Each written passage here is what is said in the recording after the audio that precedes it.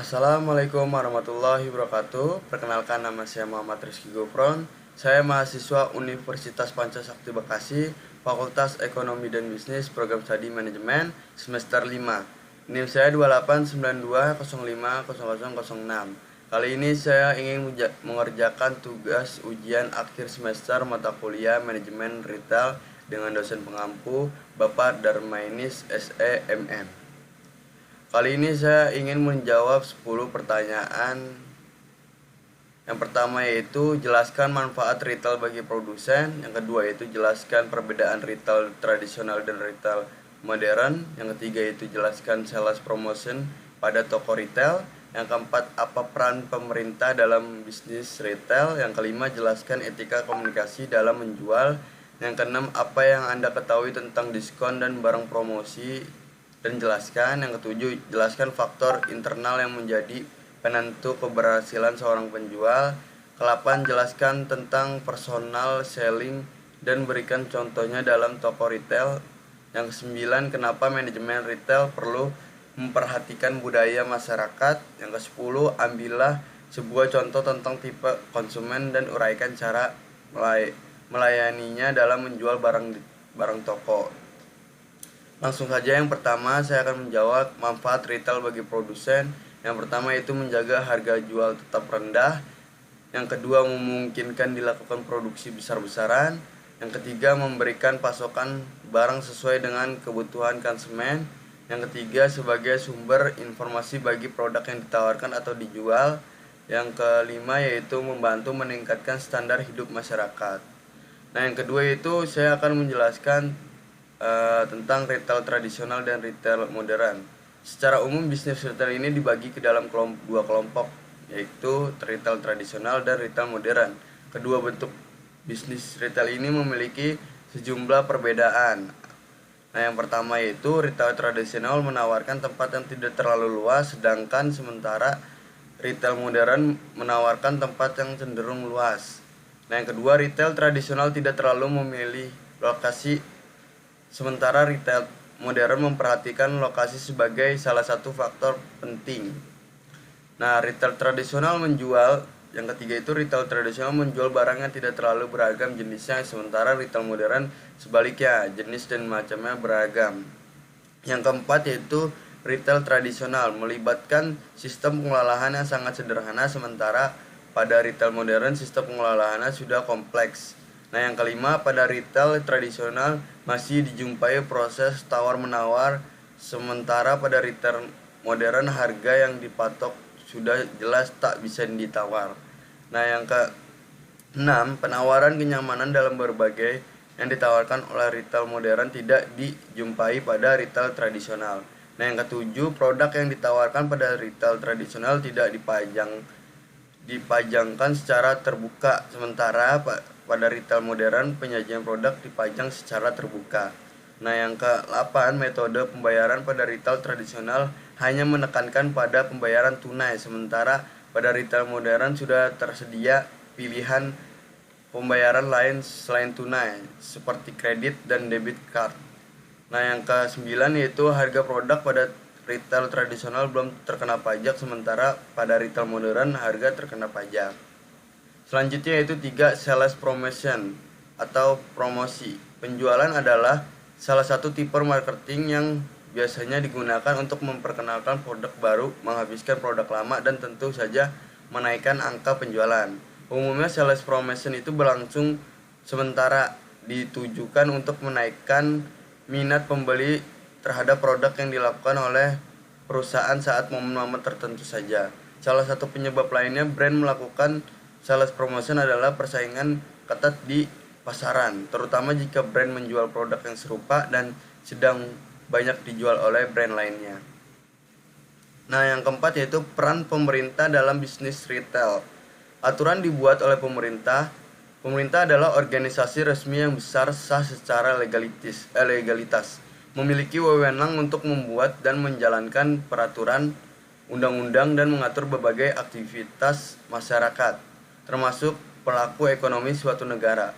Pemerintah mengurus kepentingan rakyat agar terjadi kegiatan ekonomi yang sesuai dengan tujuannya. maka pemerintah menjalankan fungsi sebagai regulator.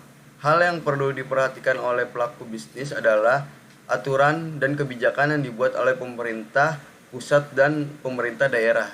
Beberapa daerah membuat aturan seperti jarak minimal antara retail modern milik perusahaan besar dengan retail tradisional. Bahkan ada yang melarang beroperasi retail modern di daerahnya bila retail tersebut di bawah manajemen perusahaan besar. Yang kelima yaitu etika komunikasi dalam menjual. Yang pertama itu mengelola hubungan baik dengan klien. Yang kedua itu memahami maksud orang lain tanpa adanya penyerangan. Yang ketiga itu memastikan seluruh informasi berjalan akurat dan dapat dijangkau sesuai tujuan. Yang keempat, memahami dan menghargai perbedaan etika dan nilai norma dalam ruang lingkup klien luas. Nah, yang kelima itu menyajikan informasi kepada klien sesuai data yang real tanpa mengurangi atau menahan informasi penting. Nah, yang keenam itu gaya bahasa. Gunakan intonasi, logat, gaya bicara, dan bahasa yang mudah dimengerti oleh konsumen. Yang keenam yaitu pengertian diskon dan barang promosi. Menurut saya, diskon adalah salah satu cara dalam menarik konsumen agar membeli barang yang sedang dijual. Nah, dengan memberikan berbagai promo menarik, adapun promo yang menarik adalah promo diskon. Nah, barang promosi itu bisa diartikan sebagai sesuatu kegiatan yang dilakukan agar bisa meningkatkan perkembangan dalam pemasaran berbeda dengan pekerjaan pemasaran lebih menekankan perkembangan merek, produk, atau perusahaan itu sendiri. Nah, yang ketujuh itu faktor internal keberhasilan seorang penjual. Yang pertama itu memiliki pengetahuan tentang usaha. Yang kedua, membuat perencanaan matang. Yang ketiga, berani mengambil tindakan dan risiko. Yang keempat, memanfaatkan peluang dengan baik. Yang kelima, mengetahui cara promosi yang tepat. Yang keenam yaitu menjalin hubungan yang luas. Yang ketujuh itu punya banyak kreativitas. Nah, yang ke-8 percaya diri. Yang ke-9 mampu bekerja sama dengan orang lain. Yang ke-10 memiliki pengalaman. Selanjutnya itu yang ke-8, jelaskan mengenai selling dan contohnya. Nah, menjual atau selling didefinisikan sebagai kegiatan seseorang atau sekelompok orang untuk mempengaruhi, membujuk calon pembeli agar mau memenuhi kebutuhan dengan barang yang ditawarkan oleh penjual dan membayarkan dengan alat bayar yang sah. Di masyarakat istilahnya selling atau menjual sering dihubungkan dengan salesman. Contoh personal selling toko eceran seperti Alfamart yang merekrut SDM untuk menawarkan produk mereka langsung ke konsumen. Saat membayar di meja kasir, SDM di meja kasir akan menjelaskan produk yang menarik dan sekiranya sesuai kebutuhan konsumen. Misalkan saat konsumen membeli diapers, maka kasir bisa menawarkan produk tisu basah. Nah, yang ke-9 yaitu kenapa manajemen retail perlu memerhatikan budaya masyarakat. Budaya adalah cara hidup yang digunakan dan dijadikan kebiasaan berkembang di tengah masyarakat dan ditaati oleh masyarakat setempat. Dengan adanya kebudayaan, perilaku konsumen mengalami perubahan. Dengan memahami beberapa bentuk budaya dari masyarakat dapat membantu pemasar dalam memprediksi penerimaan konsumen terhadap suatu produk. Nah, yang ke-10 itu tipe konsumen sombong. Kalau ada bertemu dengan konsumen tipe ini, mungkin akan banyak drama yang perlu dilakukan supaya mereka selalu merasa benar. Biasanya konsumen sombong sudah terlihat dari cara bicaranya dan bagaimana mereka membanggakan diri sendiri di depan orang lain. Cara menghadapi konsumen yang sombong adalah yang pertama itu biarkan si konsumen berbicara sesuka hatinya. Yang kedua, tetap tenang dan jangan terbawa emosi supaya Anda memiliki kredit positif di mata mereka.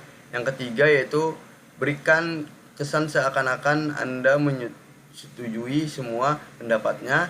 Nah, yang keempat, pujilah sesuatu yang konsumen miliki dan banggakan. Nah, yang kelima yaitu jika dia menyombongkan kemewahan, segera lakukan rayuan dan suguhan.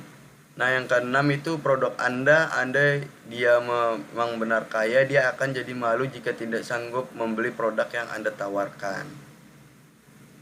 Sekian, saya Muhammad Rizky Gopran. Mohon maaf jika kalau ada kata-kata yang salah. Wassalamualaikum warahmatullahi wabarakatuh.